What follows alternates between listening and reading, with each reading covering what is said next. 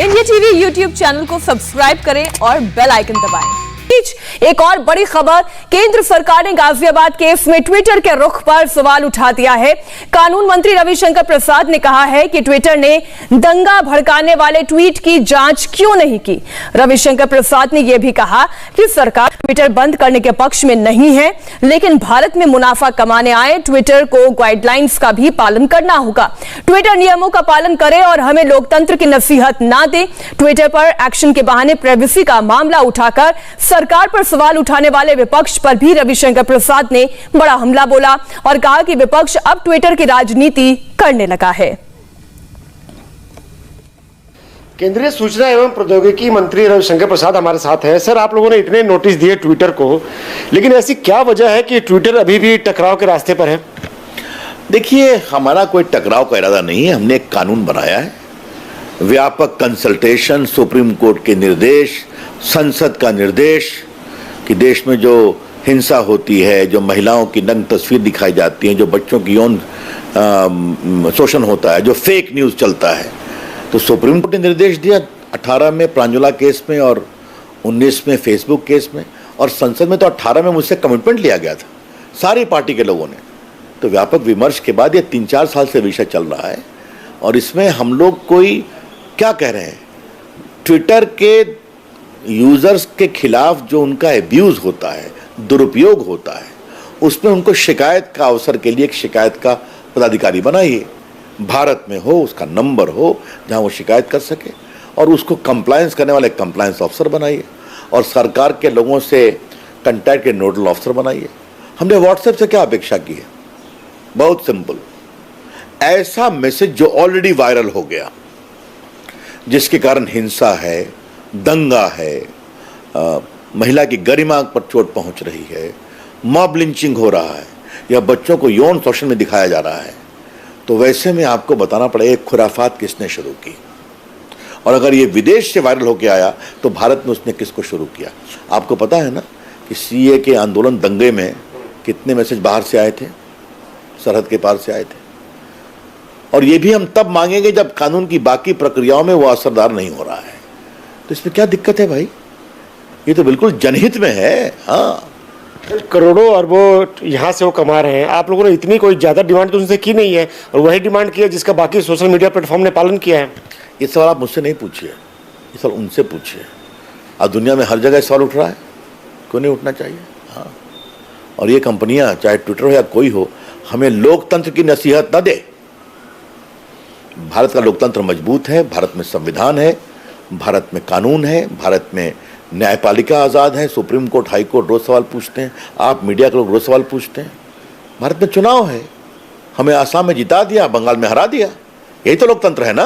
हाँ, तो प्रॉफिट कमाने वाली कंपनियां जो विदेश में बैठी हैं, कृपया करके हमें लोकतंत्र का नसीहत न दें। सर, एक सवाल ये भी उठ रहा है कि अगर हमारे देश के नियम कानून का पालन ट्विटर नहीं कर रहे तो उसको बंद क्यों नहीं कर दिया जाए? हम बंद करने के पक्ष में नहीं है।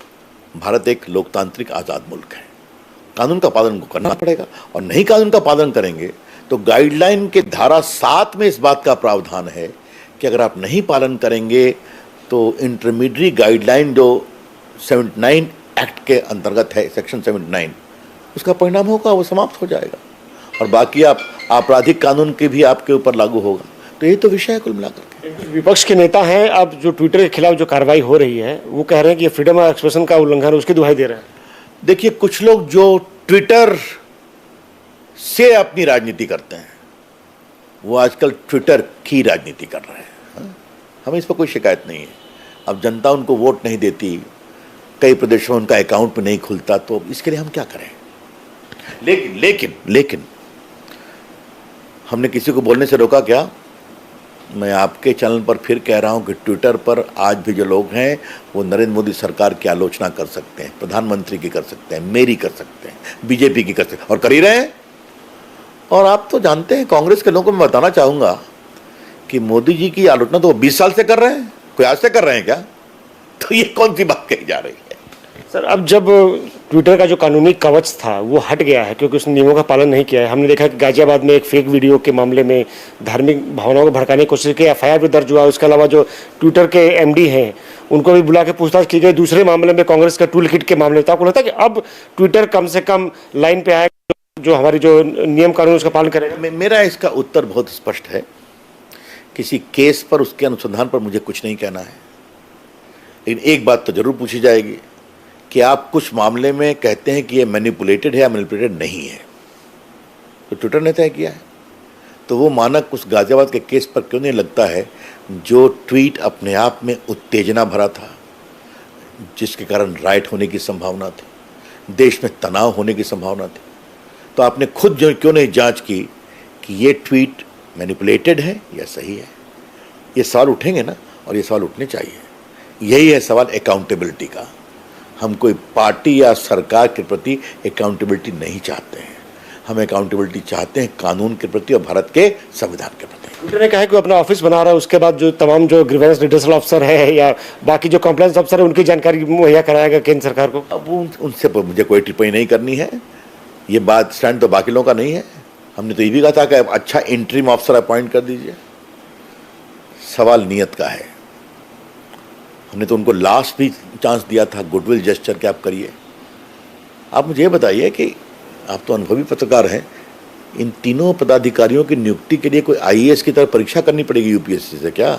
विज्ञापन, प्रिलिमिनरी एग्जामिनेशन, ये कौन सी बात की जा रही है? आराम से अपने किसी पदाधिकारी को आप कर सकते हैं कि नहीं? दिक्कत है कि यहाँ के लोग उनके सिर्फ विज्ञापन और मुनाफा कमाने के लिए हैं, बाकी के लिए अमेरिका में बात करो, ये नहीं चलेगा। बस एक आखिरी सवाल सर, एक प्राइवेसी को लेकर भी बार सवाल उठता है, व्हाट्सएप हो या ट्विटर हो, तो प्राइवेसी को लेकर आप देश की जनता को कैसे आश्वस्त करेंगे? देखिए, प्राइवेसी पर हम तो उसका सम्मान करते हैं। जब सुप्रीम कोर्ट का फैसला है तो प्राइवेसी पर हम ही ने कहा कि हम इसका पूरा सम्मान करते हैं, लेकिन सुप्रीम कोर्ट ने अपने फैसले में कहा है कि एक आतंकवादी या भ्रष्ट या अपराधी का प्राइवेसी नहीं होगा, वरना तो कोई उसके खिलाफ पुलिस कार्रवाई नहीं कर सकती है। हमें प्राइवेसी में कुछ व्यावहारिक दृष्टिकोण से भी सोचना पड़ेगा। आप क्या खाते हैं आपका निजी मामला है, आप होटल में जाएंगे तो आपका बिल डिजिटल है, आप कहाँ घूमना चाहते हैं आपका निजी मामला है, लेकिन परिवार के साथ मुंबई या कलकत्ता जाएंगे तो ट्रेन या हवाई जहाज टिकट डिजिटल है, तो मालूम हो जाएगा कि आप किस दिन गए हैं, आपकी फ़ोटो आएगी सिक्योरिटी चेक में एयरपोर्ट पर। प्राइवेसी का मतलब है आपके व्यक्तित्व के निजी तत्व, आपका दाम्पत्य जीवन, आपका सेक्सुअल लाइफ, आपके मेडिकल रिकॉर्ड, आपके बैंक रिकॉर्ड, आपके बच्चों की प्राइवेसी, आपके परिवार के बीच की संवाद, ये सब प्राइवेसी के दायरे में आता है।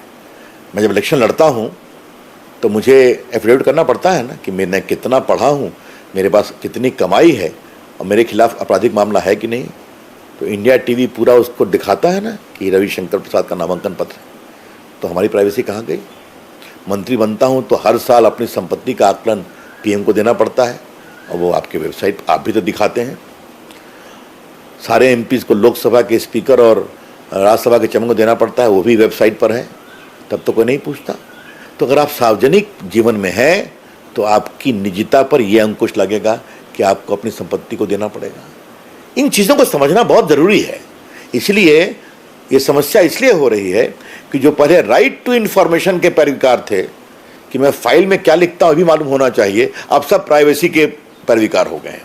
और प्राइवेसी की आड़ में अगर लोगों के प्लेटफॉर्म के दुरुपयोग के शिकायत का अवसर न दिया जाए तो मैं इसे उचित नहीं मानता हूँ। शुक्रिया हमसे बात करने के लिए। कैमरा बलराम के साथ आनंद प्रकाश पांडे, इंडिया टीवी, दिल्ली।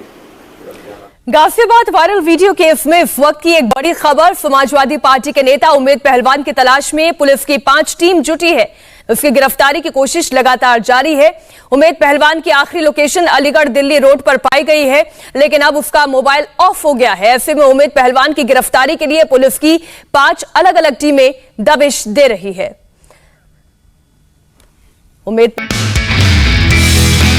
नमस्ते, मैं हूं मीनाक्षी जोशी। वीडियो और खबरों से अपडेट रहने के लिए India TV YouTube channel subscribe करें, बेल आइकन दबाना ना भूलें। जुड़े रहें इंडिया टीवी के साथ।